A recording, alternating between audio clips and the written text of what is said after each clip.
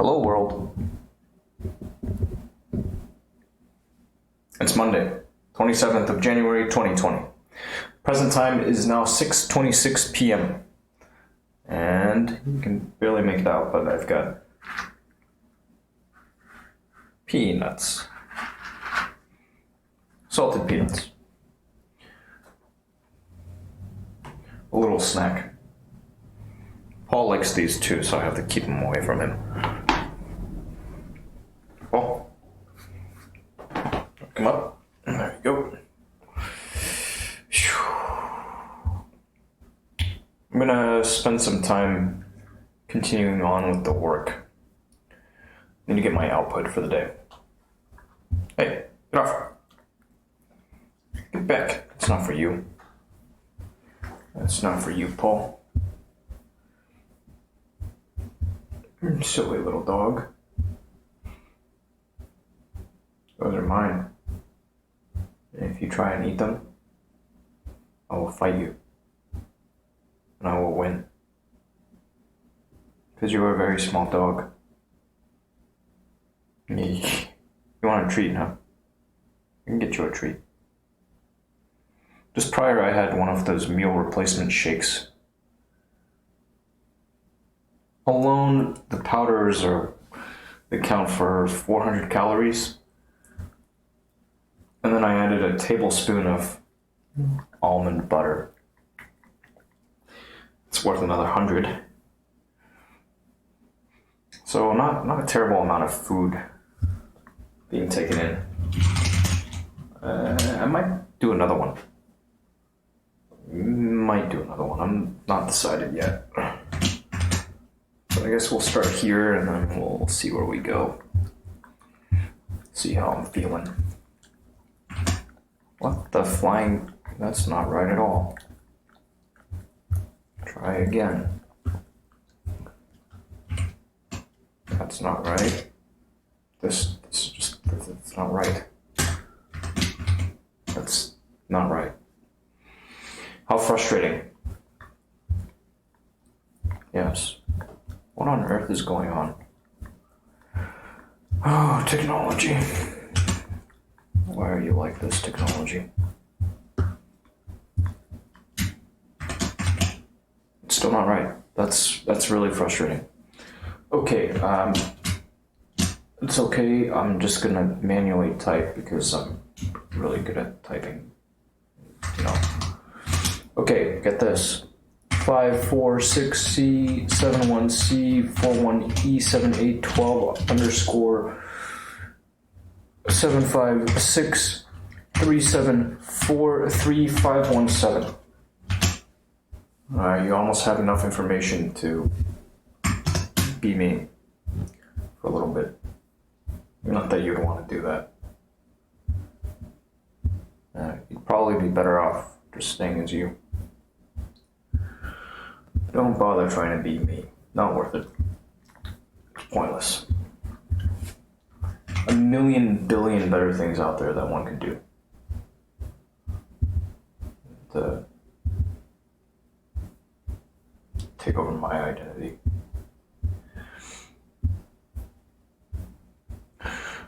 Alright. Let's see. Show me some magic.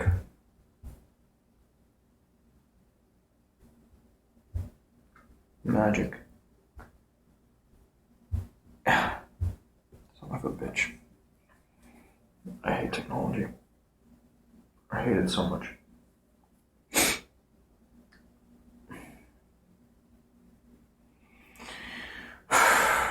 What a bunch of wasted energy. We'll try again. We'll try again.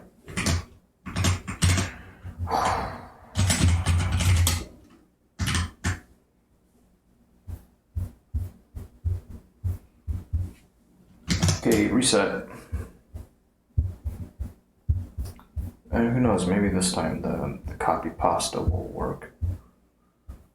That'll be one less thing I have to do.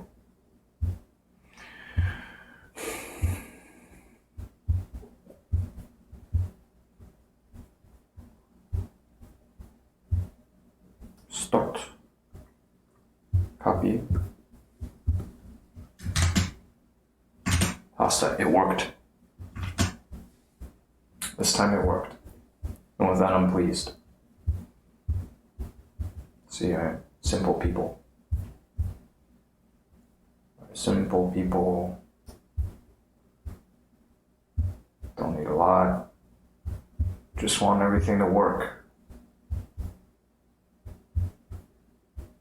Yeah? No nonsense.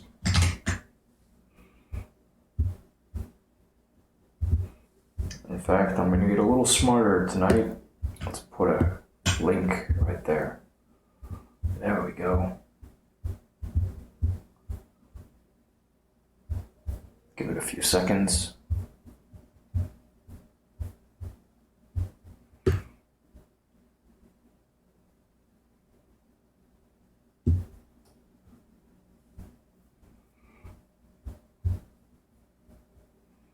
Hit this one here.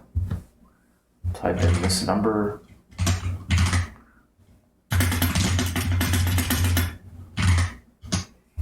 And there we go. There we go. Hey presto, everything works. All right, ready to move along.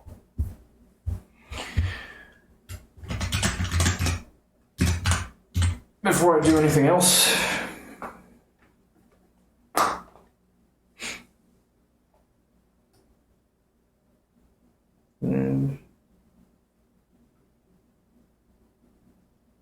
before I do anything else, read.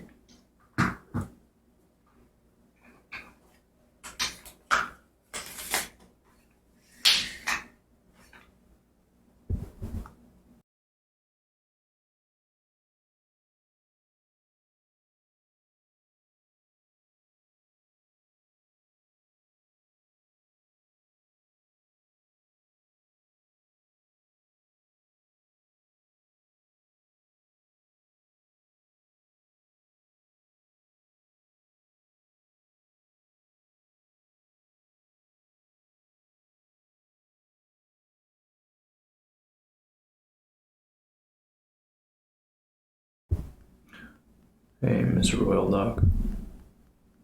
The exclamation mark HO is not to suggest that's my assessment of you. I would not say about you that you's a hoe. That would be terrible. That's actually highlight out. But close. Very close. That looks good enough, huh? Yeah, that looks good enough. Move some stuff. Get that out of the way, get this out of the way.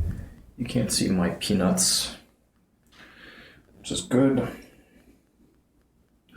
That means I can enjoy my snack. Paul, would you like to sit in my lap? Yeah, I'm gonna move you into my lap, I don't care. There you go.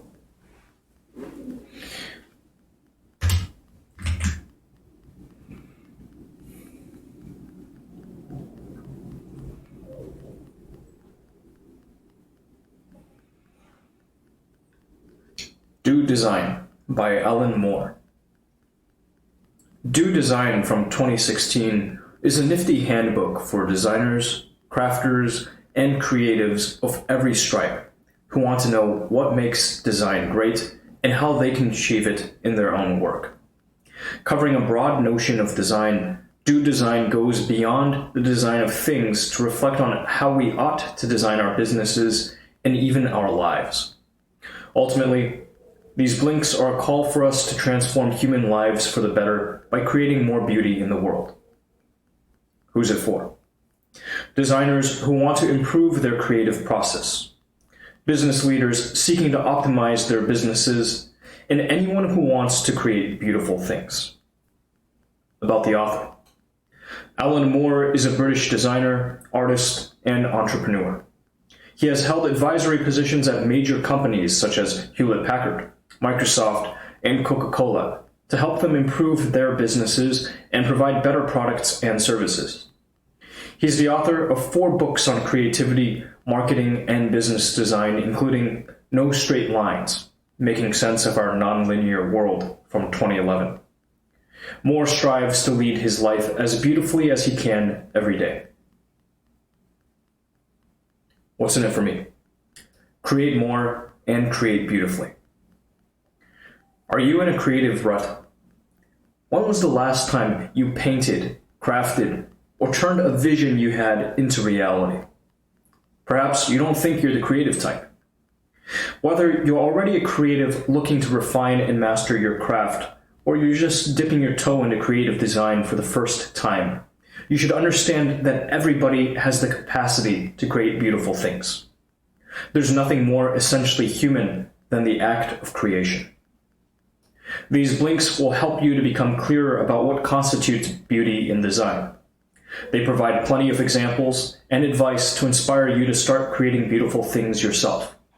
In the process, you'll learn how even your life could benefit from a redesign. And for those designers who work with a team or who run their own businesses, these blinks also provide some suggestions for structuring a business for optimal results.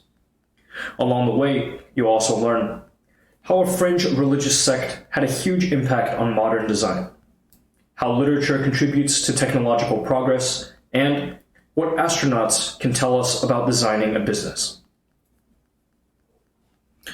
Beautiful design empowers human abilities and brings people joy. Here's an important design maxim. Design is everywhere. There's a design in the planning of our cities, in the way our institutions are organized, in the architecture of our living spaces, and in every object we use and take for granted. There's even design in how we structure our own lives. Yet, it must be said, humans don't always design with beauty and grace. But this doesn't have to be the case. To give another maxim of design, anything that humans design can be designed better. So, what if we designed everything in our world to be beautiful? That's not to say that we should add decorative elements to everything. We often think of beauty as this additional thing that we sometimes add to things to make them prettier. But this is the wrong way to think about beauty. When it comes to design, beauty boils down to 2 things: fulfilling a function well and bringing joy. Conversely, bad design more often than not inhibits and frustrates us. To give a modest example, a beautifully crafted pair of socks protects our feet and gives us pleasure when we wear them, whereas poorly crafted socks may chafe our feet and fray quickly. And where's the joy in that? We shouldn't underestimate the power that design has over people's quality of life. So, if we had the choice, why wouldn't we create things that work, last, and can be loved? As creatives and designers, creating beauty and disseminating it throughout the world should be our guiding philosophy. The beauty we create is what will endure when we're no longer around. It's our legacy on this earth. In the next 2 blinks, we'll consider the 2 sides of design, production and use, to gain some insight into how we can make the things we create more beautiful. Beauty is what lends things their immortality. Beauty for a producer means creating authentically and with the dedication of a craftsman. One thing's for sure: it takes time, commitment, and practice to produce truly beautiful things. Consider how a piece of paper in the hands of an origami master can be reshaped into any number of exquisite forms, a swan or an orchid, for example. In unpracticed hands, it can't even be folded into a simple airplane that can fly. If we're to be motivated to pour time and effort into a craft, we better be passionate about it. You can't truly give the love, care, and attention a craft requires if you don't think what you're doing is valuable. That's why what you design should be an authentic reflection of you. Think about this. When the martial arts master Morihei Ueshiba decided to renounce violence, he gave up martial arts and began developing the non-violent practice of Aikido, which emphasizes peace, calm, and inner strength. By remaining true to himself, Ushiba was guided to innovate old practices into something that brings meaning and pleasure to many people's lives. That being said, creative endeavor is as much about producing the spirit of the craftsman as about producing something beautiful. When a person dedicates herself to a craft, her inner life is imbued with passion and a determination to improve herself. This was certainly true for the Shakers, a minor 18th century Christian denomination. While the sect no longer exists, owing probably to their insistence on celibacy, the elegant simplicity and functionality of Shaker design has had a lasting influence on modernism, especially in furniture and architecture. How could this small sect have had such a big influence on modern design? The key was their attitude to craftsmanship. In a community where the sexes were segregated and marriage prohibited, dedication to one's work was one of the few acceptable outlets. In applying themselves to a craft, they learned to focus their minds and keep them from straying toward ungodly things. Through craftsmanship, a Shaker found meaning and dignity in life, and the result was some exceptional pieces of design. So we have to wonder, does the Shaker's view of craftsmanship reflect the values of a time gone by, or should we reclaim this philosophy for modern times? The answer is, we could. While we don't have to be celibate, we can adopt the same attitude toward the work we do, namely, to strive to become the best at it that we can be. In challenging ourselves to raise the standard of our work to a craft, we give purpose to our lives, and we produce beautiful things for others to enjoy. Beauty for a user means an object functions well and brings them joy. Of course, if a product is to be successful on the market, it will have to appeal to the people who buy and use it. The key to a successful and enduring business is designing beautiful products. Beauty in design is less about aesthetic beauty and more about how well it helps us perform certain tasks. After all, there's beauty in a bed that gives us a full night's rest, even if we are unconscious when we use it. In fact, the more smoothly an object helps us perform a task, the less we're aware of what it looks like. A well-designed laptop, for example, should facilitate a strong workflow without interrupting us. When a laptop is noisy, clunky, or dysfunctional, we notice it more because it interrupts our workflow. So when we design a product, we need to attend to the experience people have when they use it. That means designing products that feel easy, intuitive, and joyful to use. Good design is instinctive. People just know whether a design is good or bad from the way it feels to use. Just as a three-legged chair would be horrendous to sit on, the experience of reading a book could be ruined by the wrong typeface. Businesses often make the mistake of promoting their products by appealing to quantifiable measurements. Computer companies do this when they boast about big hard drives or fast processors. At the end of the day, a person's experience using a product is going to trump all the facts and figures. For this reason, seemingly minor considerations like how the keys feel when you press them have a huge significance. Another factor that deeply affects the user's experience is how long a product lasts before it breaks. This is because people build relationships with their possessions. Objects give people fond feelings and warm memories in the same way that friends do. And as with friends, building a relationship with objects takes time. Some of the most beloved possessions are those that have served a person for a long time, like a weathered backpack or a trusty bicycle. Ultimately, if a product feels easy and intuitive to use, if it does what it's supposed to do, and if it brings joy and can be loved, a business will develop a more loyal customer base and sell more products in the long term. In the next few blinks, we'll look at some of the techniques that you can use to optimize the creative process to achieve this. We must envision how a product will work in the future before we can create it. When the comedian Bill Bailey was asked how he comes up with his jokes, he replied, "I start with a laugh and work backwards from there." Designers have to do something similar. They begin with a vision of the result and work backwards to figure out what they need to do to make it a reality. This is especially true when designers are tasked with bringing something into the world that has never existed before. They must have a clear vision of what they're trying to achieve. Otherwise, it's like trying to steer a ship without a compass. In developing a vision, it helps to imagine a narrative for a potential product's future. Imagine how this new technology might be used, how it might help people solve problems, and how it might give them joy and delight. But don't stop there. Ask yourself how this technology could change the world. That's what the American inventor and early computer pioneer Doug Engelbart did when he spearheaded the development of the mouse, hypertext, and video conferencing. These technologies transformed how we communicate and access information. For Engelbart, design was not a question of what technology to create, but of what world to create. He envisioned a world in which knowledge could flow to wherever it needed to be. Sometimes, it's even necessary to develop new language to express what we're trying to achieve. How else could a designer communicate a vision to her team or to investors if the technology doesn't exist yet? This is one contribution that speculative fiction and sci-fi have made to technological progress. These literary genres have furnished the cultural imagination with a vision of the future and a vocabulary to talk about it. Take novelist William Gibson, who coined the word cyberspace back in the 1980s.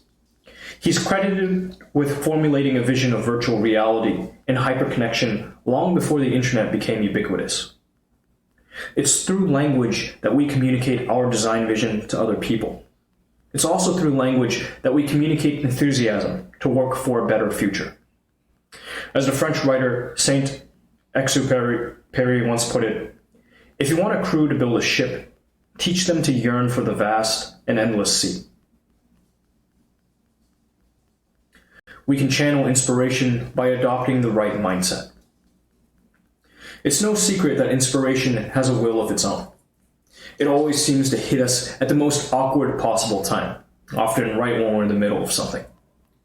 While we can't control when inspiration decides to visit, there are a few things we can do to encourage the flow of inspiration and respond to it effectively when it does arrive. One practice involves becoming more receptive to beauty. There's beauty all around us, but we often don't recognize it. In fact, we're immersed in stimuli all day long. Yet, we block out most of this information when we focus on our little day-to-day tasks. What if, instead of glazing over the world, we could throw wide our senses and let in the full panoply of existence? This is what the photographer Sebastião Salgado attempts to do in his work.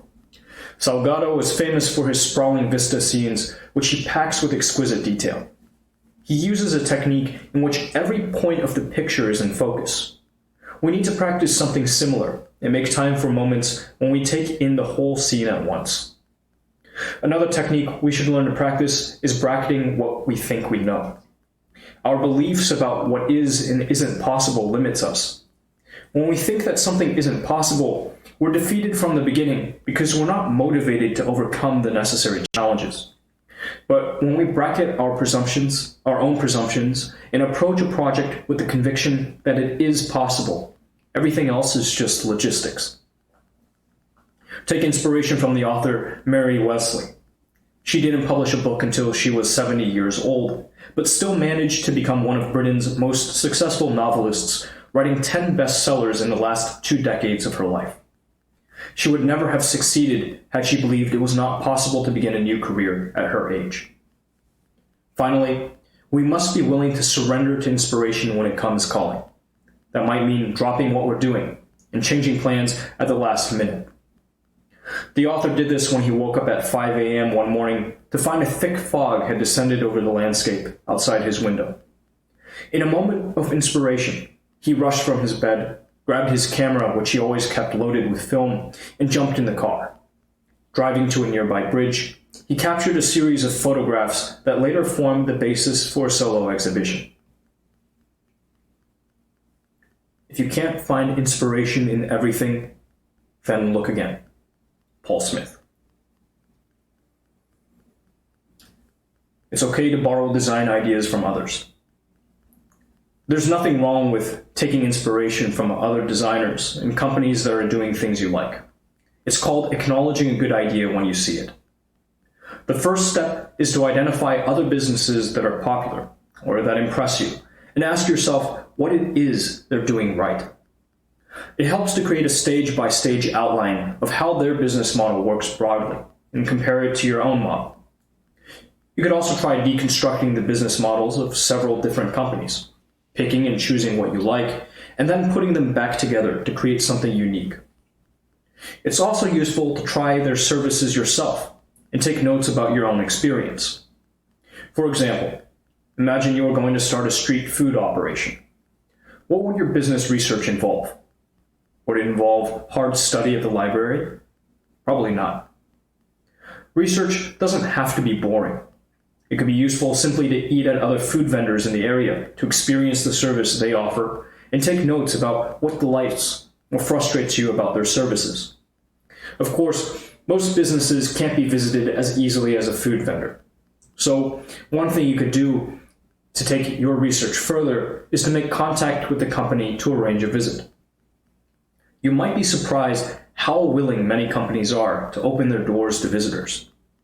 Take advantage of the fact that people love to talk about themselves. The author, for example, was impressed by how the company Yo Valley Farms achieved success by transitioning to an organic and cooperative model of farming. He made a phone call and asked if he could visit, and to his surprise, they accepted. Before he knew it, he found himself in the southwest of England receiving a full-day lesson in large-scale organic farming. On a separate occasion, the author contacted the designer Derek Birdsall, whose work he admired. Derek was so impressed by the author's attitude that he decided to take the author under his wing. You never know where a visit could take you. It's true what they say. You don't get if you don't ask. Openness and collaboration make a powerful design model for a business. When asked what the shortest poem he had ever written was, Muhammad Ali replied, "Me, we." In 2 words, Ali captured the connection between the individual and the collective. Lately, in the West, we've been putting a little too much emphasis on the me side of the equation. While it's true there's no collective without the individual contribution of every member, we forget that the individual needs the collective just as much. Through collaboration, individuals achieve far more than they ever could do alone. With this in mind, most businesses could do with a redesign. Companies that encourage collaboration and communication benefit from enhanced peer-to-peer learning and a greater flow of ideas. Take Pixar as an example. After the success of the Pixar team's debut animated film Toy Story, they decided that if they were going to create truly exceptional films every time, it would be essential to institute a transparent and collaborative environment in the workplace. To this end, they established the Brain Trust, a regular meeting where Pixar employees could come together and speak candidly about every aspect of the filmmaking process, from the script to design to production. The meetings would be filled with opinions, spirited debate, and lots of laughter. Through this process, a film would go from something mediocre to something outstanding, and, as an added benefit, the company achieved exceptional levels of camaraderie. For some companies, it might even be beneficial to expand the ethos of collaboration beyond the limits of the company.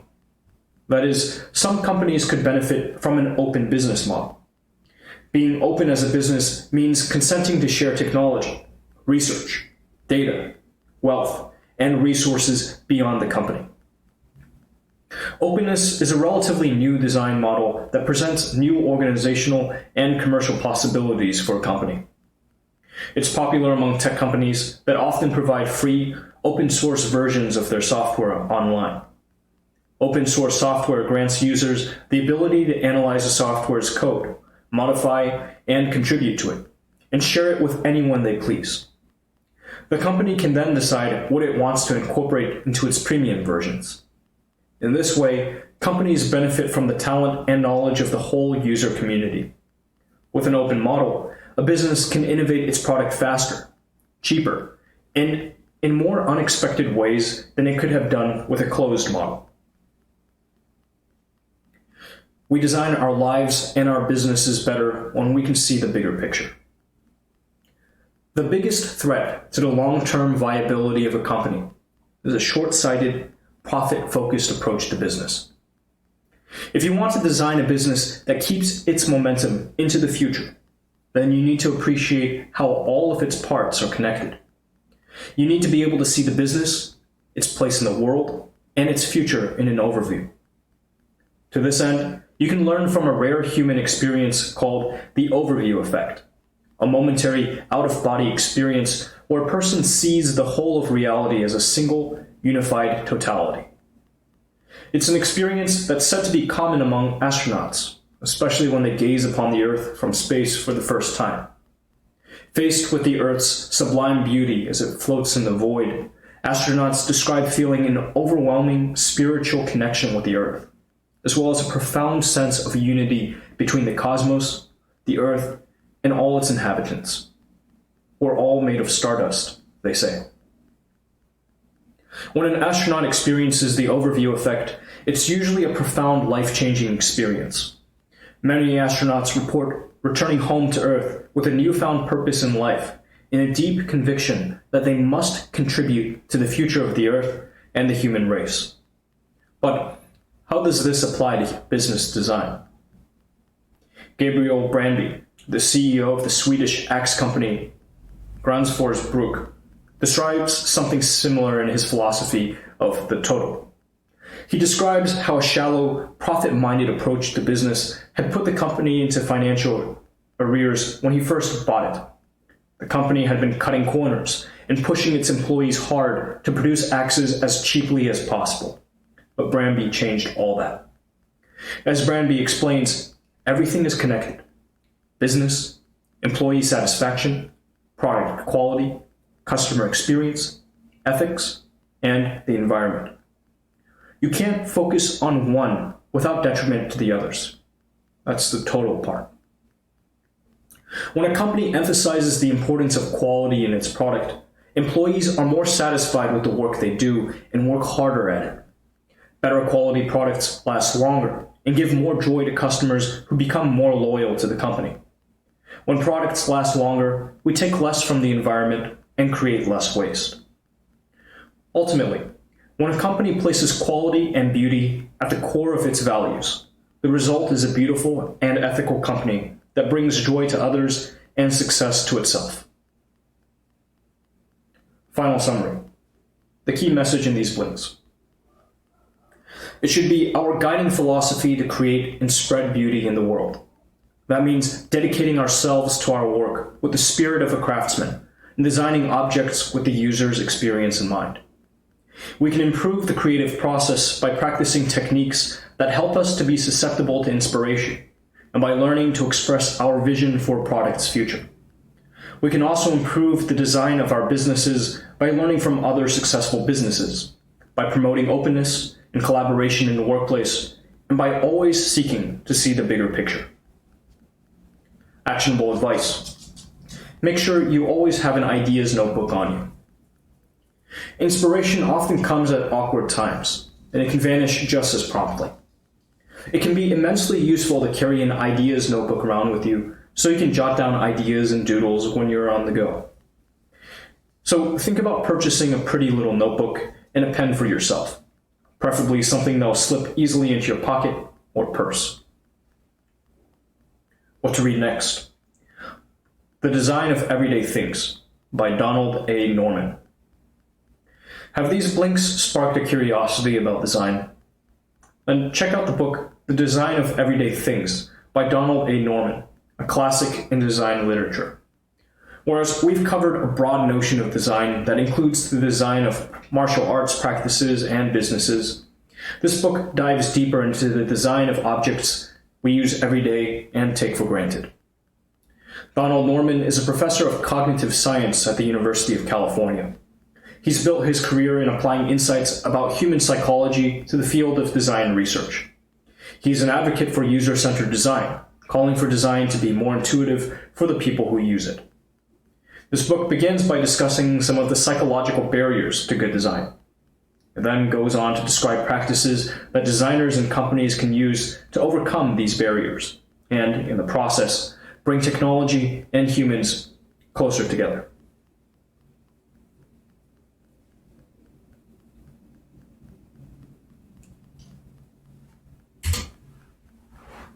That's a nice number.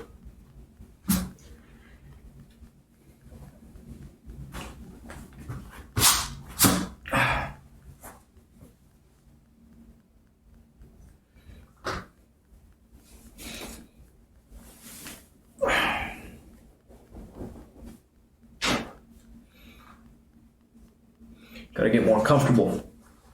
I'm starting to sweat.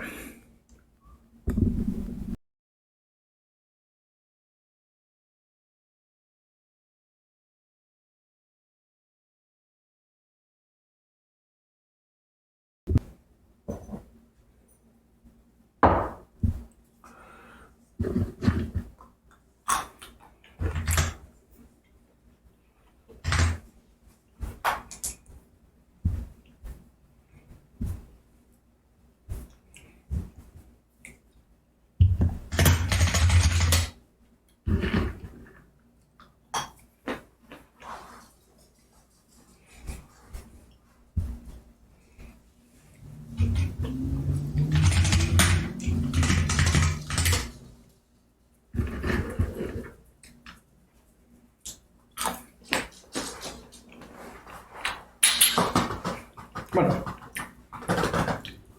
Come. Ah. There you go.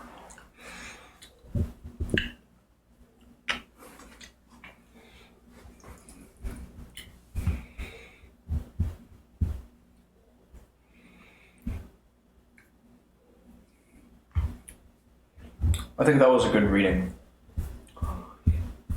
Good stuff.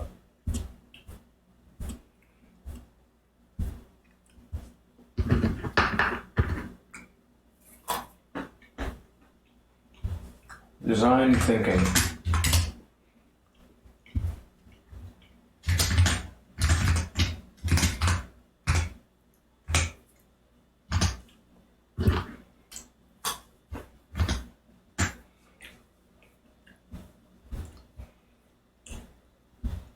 Let's try a Jupyter Lab. It's been a long time since I poked around in this.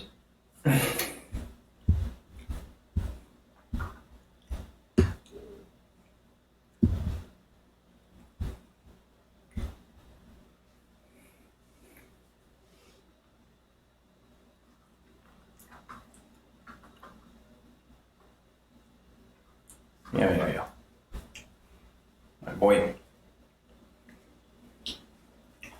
My good boy.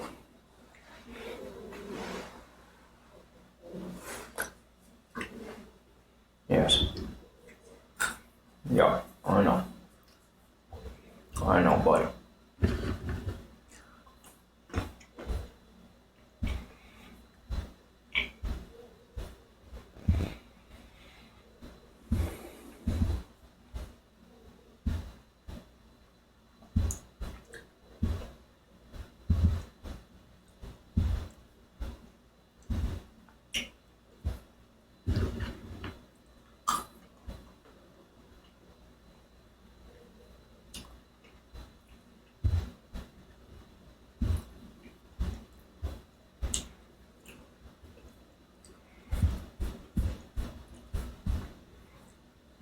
Why beauty is key to everything.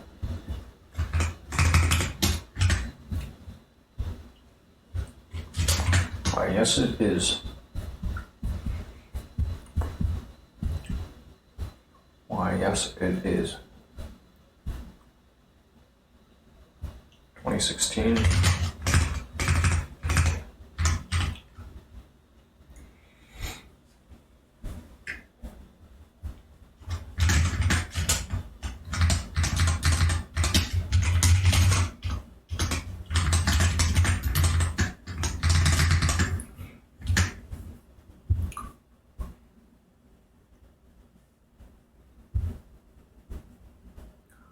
Close and shut down.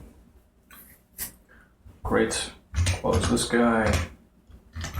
Would you look at that? It's very interesting. I'll be right back.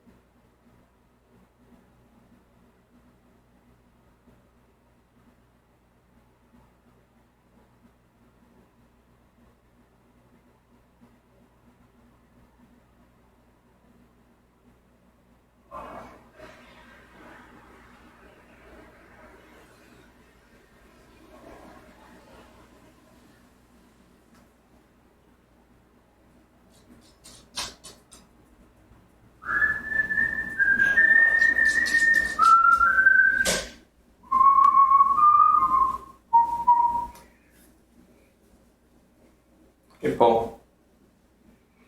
Come here, kid.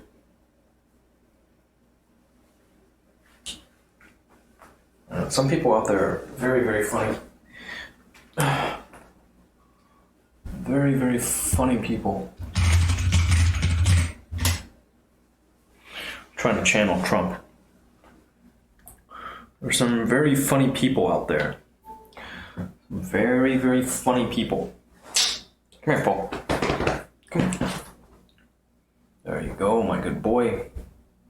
Holy shit, this has only been played back 346 times. These are terrible numbers.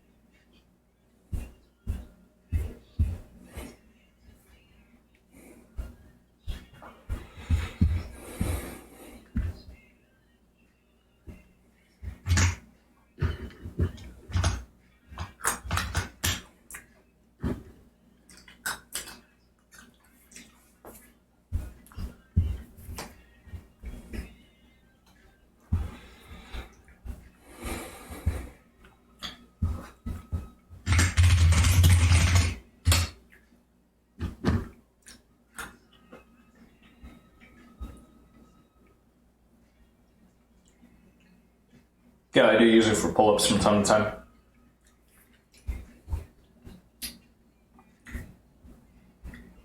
I can do this with FFmpeg.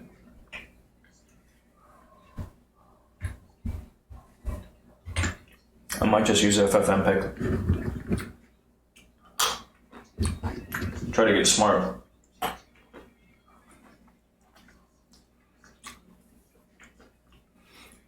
It's a good question.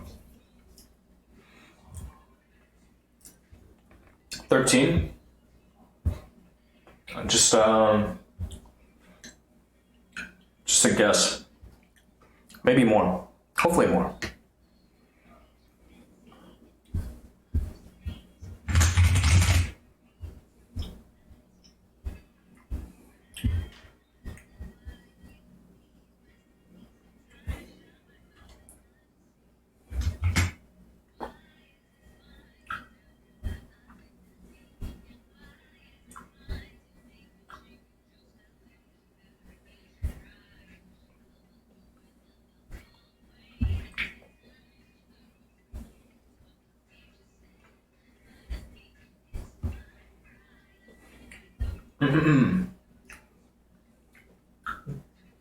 Oh yeah?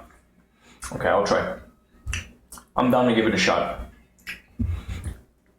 It's good for me, you know? Here, let's adjust this real quick.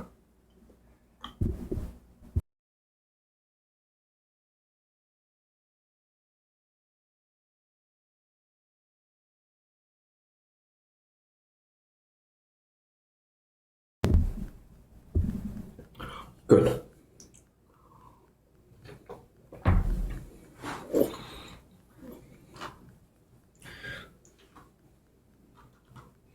Okay, you stay here.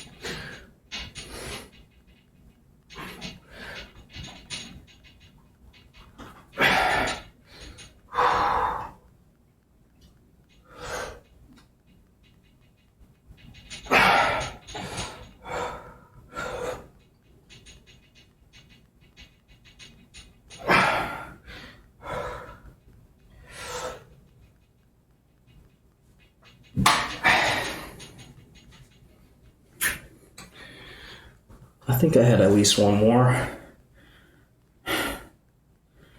My calluses, they act up.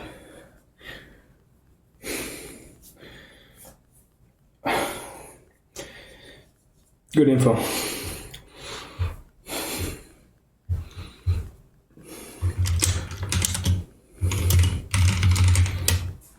And thank you for the follow.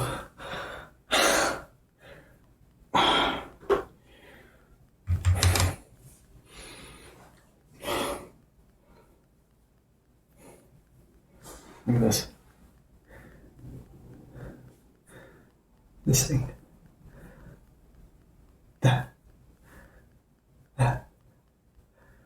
is weird. That's not supposed to happen. It's not happening here.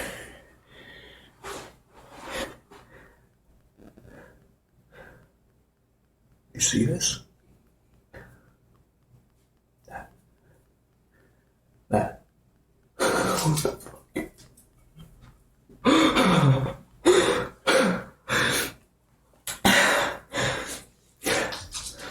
Let's see.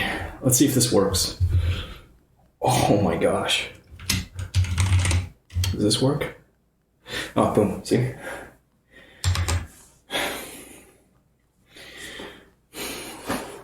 Thank you. Thank you. Welcome.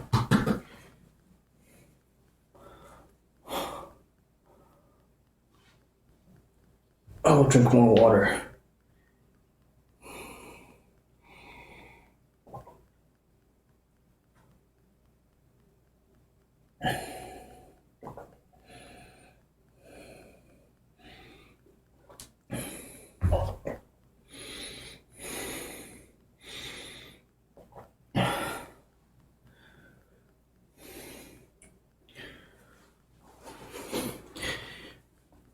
Let me move this.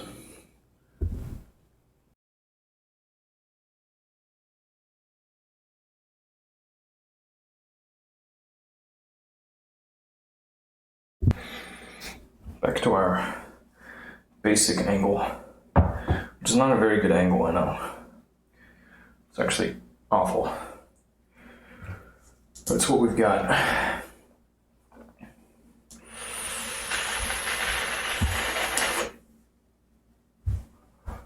I was learning how to make an overlay.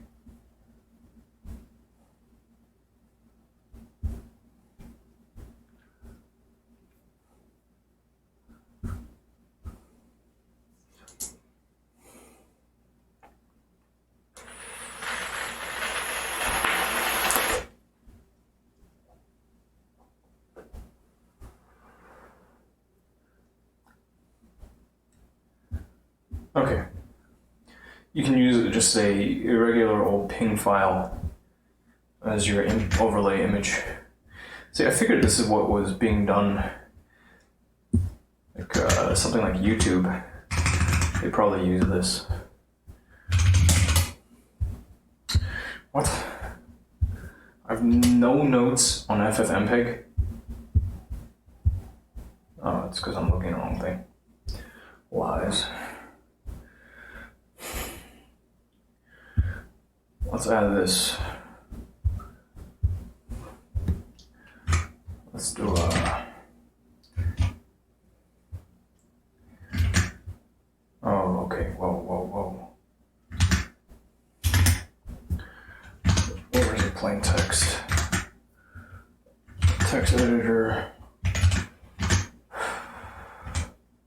Conversion. Output references here. Output. Thank you. I will. Also, I'm kind of curious. Big crash. Oh shit. You've been on Twitch a long time. Your account's very aged.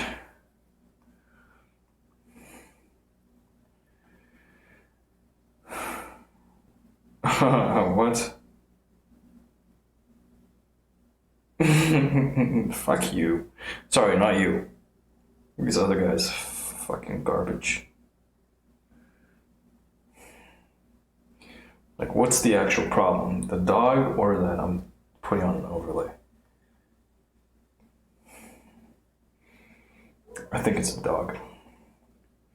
For some reason, some people are panicky about dogs. Thank you. Should I credit you as Big Crash? I see it. I see it. I'm happy to... I manually punch everything in.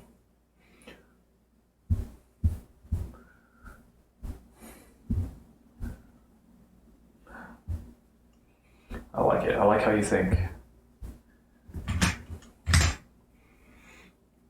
Yeah, look, dogs are cute. But some twisted people like to see bad shit, like to see nasty things being done to dogs. That means, well, I won't go there. It's stupid. It's stupid. Okay, Big Crash. I'm gonna put you down as Big Crash. Thank you. Thank you again. Ah, well, the fee kills it. The fee messes up the rounding, but it's okay. No. Like, it's, I'm not gonna go there. It's just, it's got nothing to do with likes and dislikes about animals. It has nothing to do with that. Oh, it's something else entirely. It's not even worth discussing because it's just, it's so outside the realm of the ordinary, and it just doesn't help anybody. It's stupid shit. It's dumb shit. It still bugs me. Kind of, but I got other stuff to do anyways. Big whoop. Big whoop. I guess I could learn how to do it with this video effect.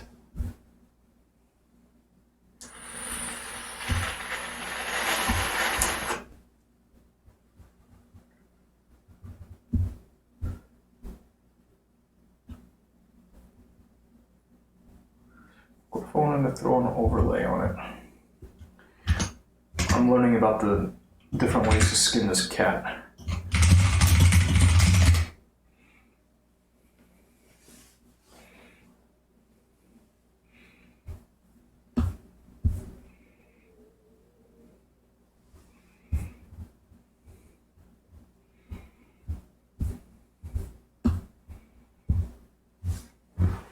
I think I'm going to hit it with FFmpeg though. Like, just do all, not all, but Paul, you silly. Shh.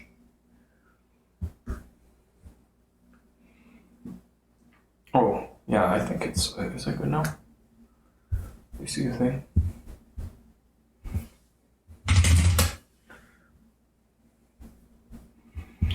Oh man, this actually deserves another angry email. Just even the mere suggestion that pisses me off.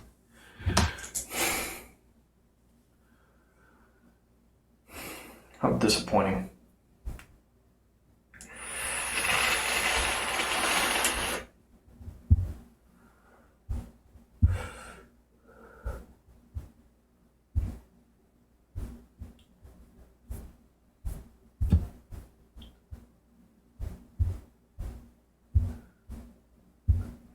Just disappointing. Vile.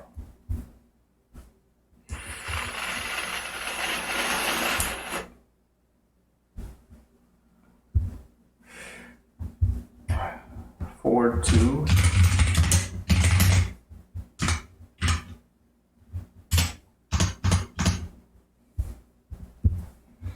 please help me to understand what specifically was unacceptable behavior so that I may avoid breaking the rules of your platform in the future.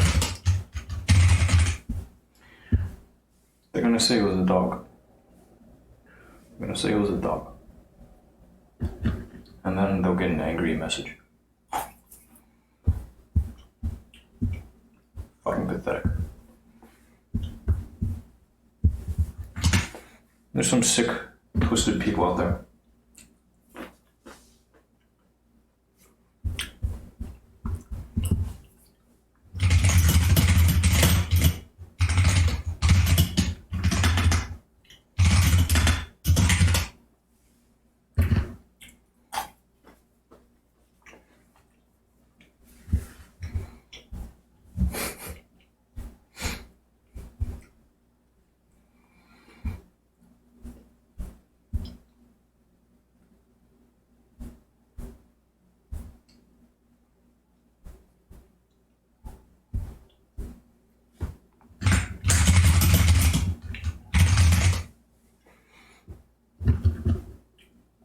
Oh, no way. Okay, you can do it with QuickTime Pro.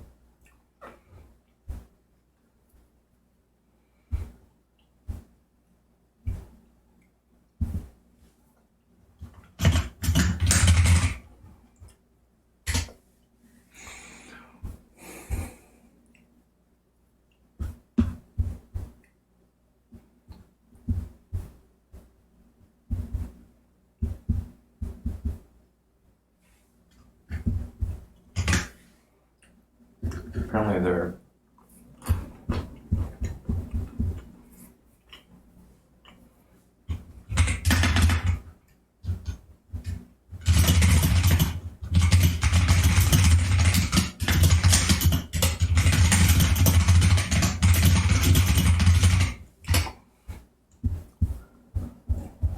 hidden features, screen recordings.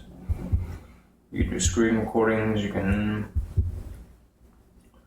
split, trim, display subtitles, switch between languages, export.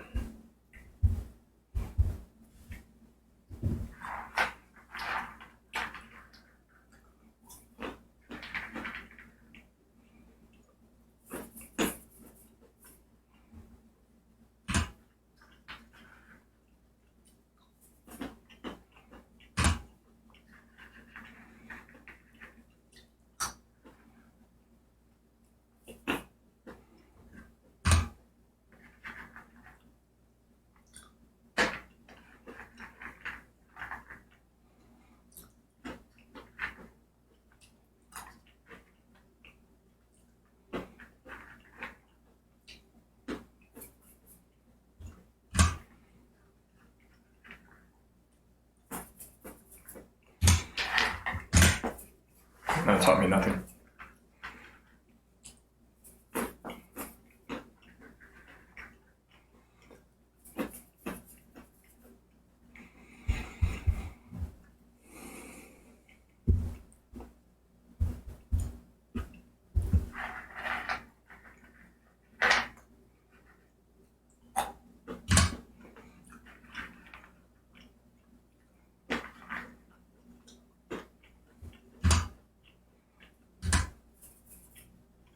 Oh, you can. I see.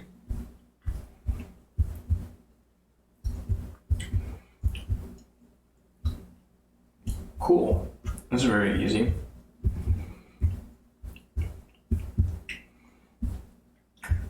But I can do this exact same thing using FFmpeg. And it'll be much faster. Should be much faster.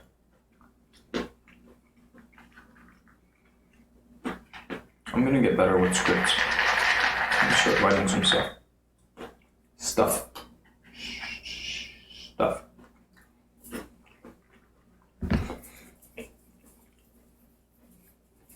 Okay. So back to where we were. In fact, this whole thing, this whole project in Premiere, I don't need it. I'm gonna save it, but I don't need it. We can do everything directly onto these.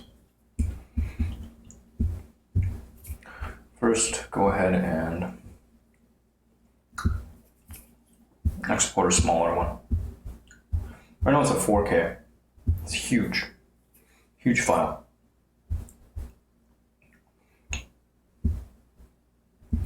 My current work.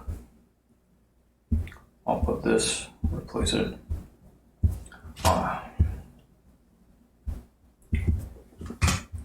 720. So 720.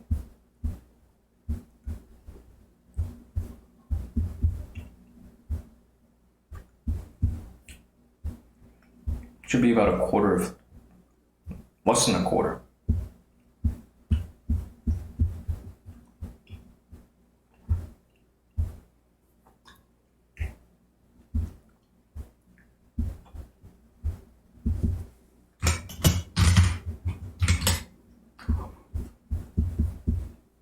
Oh, it's not 1080.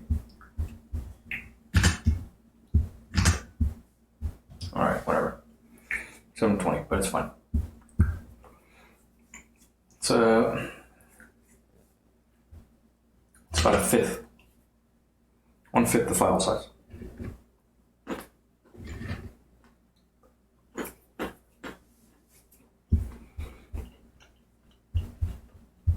I think most people on the internet expect to see 1080. I expect to see 1080. 1080 has been the standard for the longest time. Now with an increasing number of consumers moving to 4K, you get a 4K TV for like $500. It's going to be your new standard. Like if you're not pushing 1080, what are you doing?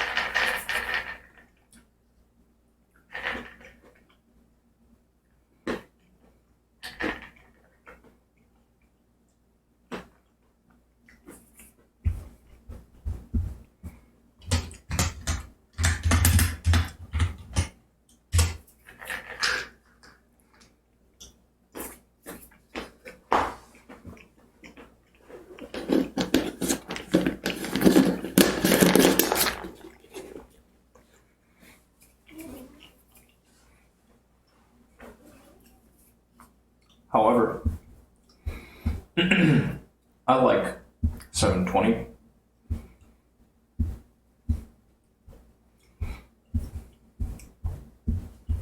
It's friendly. It's small, it's cute. It's harmless.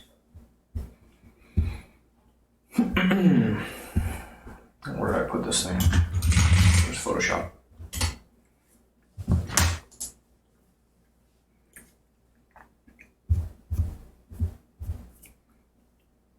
Because there's one more thing. Yeah, fuck off. Not you.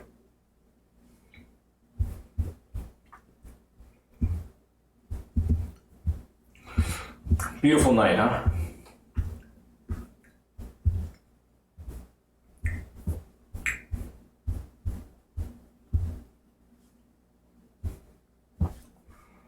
You know what?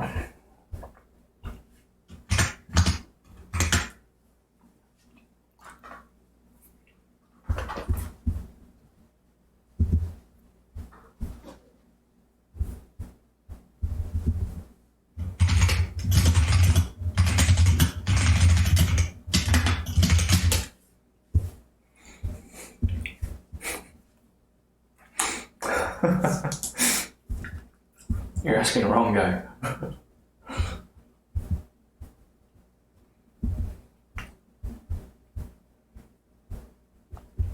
If I knew, I'd tell you, but I don't.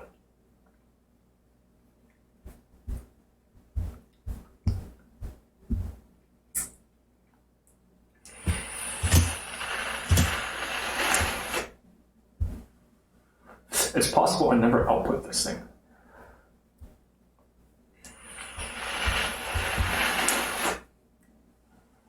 That is possible.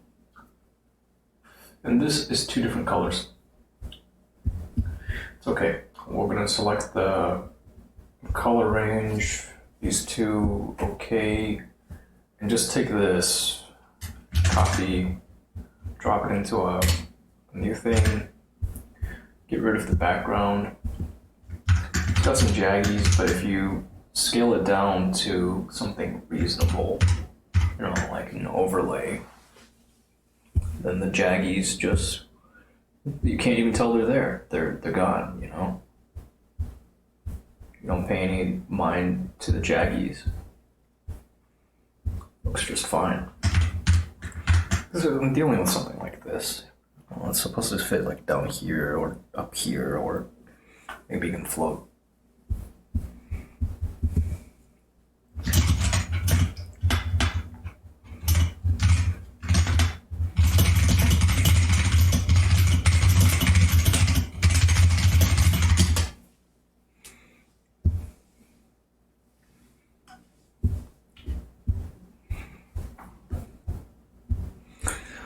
So this, we'll take this, let's scale it way down.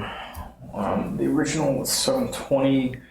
Let's say that the overlay should be no more than, I don't even know.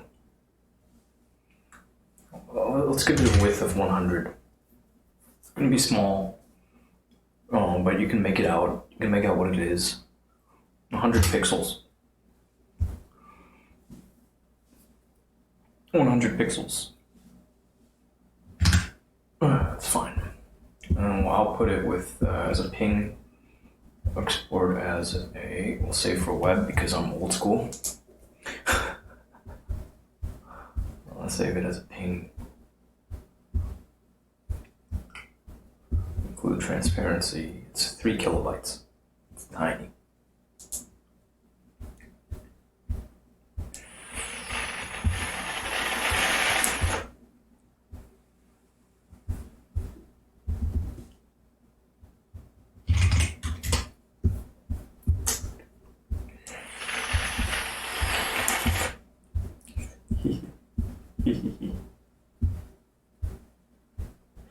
We'll call this should be overlays as well, right? Yeah, we'll call this an overlay. Yeti Meter Dash 100. So you know it's 100 pixels, it's tiny, it's, you know, keep it simple. And now we're going to have to pull up a terminal, whoops. Whoops, didn't mean to do that. There we go. Pull up a terminal. Do I have FFmpeg? I don't. I don't have FFmpeg here. Do I have brew? How do they recommend getting FFmpeg for the Mac documentation? Let's say download. I'm still getting set up. Clearly. Building on the Mac. Static builds. Oh, what should I go through? Compilation guide. If I want to do it on a package manager.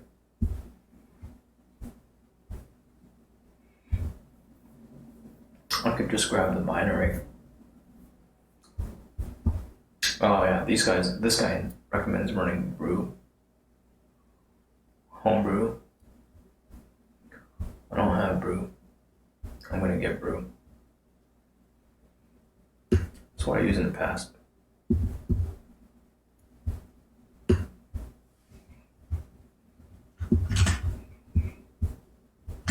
Yeah, let's go ahead and grab this. Ooh.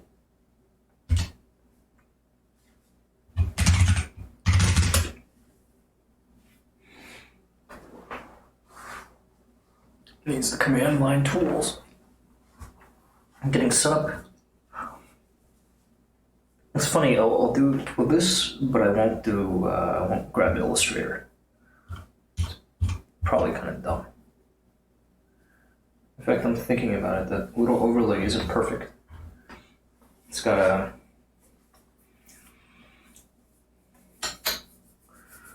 And I know where I'll stick it. Oh, let me see how this works. One moment.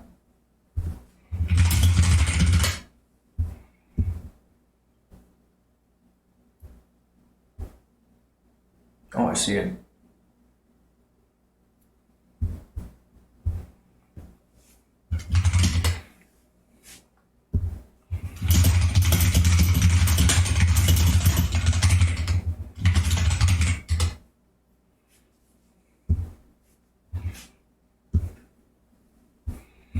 Okay.